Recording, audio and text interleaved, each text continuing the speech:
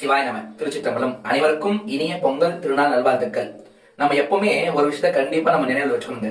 நம்ம முன்னோர்களை எப்பவுமே நம்ம மறக்கவே கூடாது. அவர்களுக்கு செய்ய வேண்டிய அந்த கடமையை கண்டிப்பாக செய்ய வேண்டும்.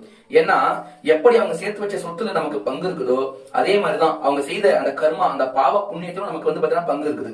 ஒவ்வொரு மாதமும் அமாவாசை அன்று நம்ம முன்னோர்களுக்கு செய்ய வேண்டிய அந்த கடமை, அந்த தர்ப்பணம் கொடுத்து இறைவனை வணங்கி நம்மளால என்ற தான தர்மங்கள் செய்யணும்.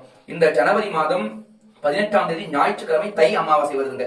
அனைவருமே கண்டிப்பாக, ஆண்களும் சரி பெண்களும் சரி, அனைவருமே தர்ப்பணம் கொடுக்கலாம்.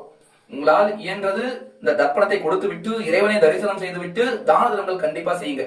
அதே மாதிரி இன்னும் ஒரு பட்சம் என்னன்னா, இந்த வெள்ளை பூசணிக்கால இந்த விதையெல்லாம் எடுத்துட்டு அதுல இழுப்பு எண்ணெய் ஊற்றி திரி போட்டு ஒரு பாக்கு மட்ட தட்டுல நவ தானியத்தை மிக்சியில அரைச்சி பொடி செஞ்சுட்டு விளக்கேற்றி முன்னோர்களுடைய பெயரை சொல்லி விளக்கேற்றி அந்த புண்ணிய நதிகளை விடுங்க.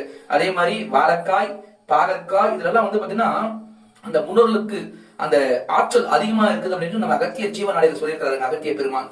இதெல்லாமே தவறாம செய்யுங்க. இறைவனை வணங்கணும். முன்னோர்கள் செய்ய வேண்டிய கடமையை செய்துவிட்டு இறைவனை வணங்கி இறைவன் கிட்ட அவங்களுக்காக பிரார்த்தனை பண்ணிக்கணும். அப்பனே ஈசா, எங்க முன்னோர்களுடைய அந்த ஆத்மாவுக்கு நற்கதியை கொடுப்பா, நற்கதியை சர்க்கதியை கொடுங்க அப்படின்னு இறைவன் கிட்ட நம்ம வேண்டிக்கணும்.